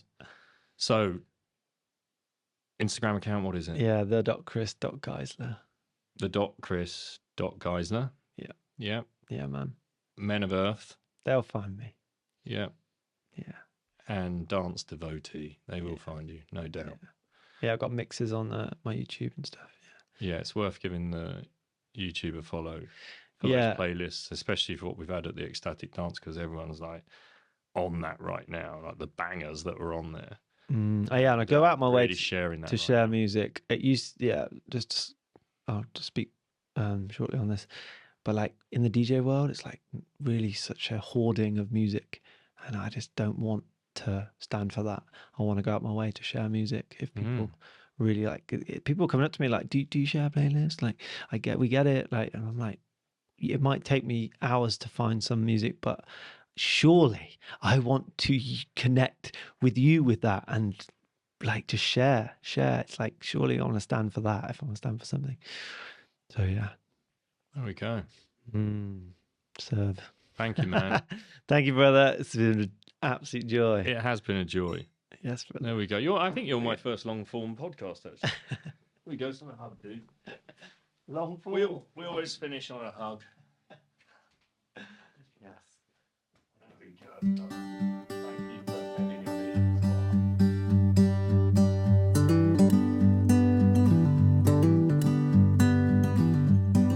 day. As always, I hope you enjoyed today's conversation. If you feel drawn to do so, then please subscribe to the show, leave a review, and don't forget to share. Sharing is caring. It really helps me to help others. If you're drawn to immersing yourself in any of the NatLife experiences, or see yourself as a NatLife coach, head to tonyriddle.com for details of how to immerse yourself in the community. You can follow my adventures on Instagram at The Natural Lifestylist.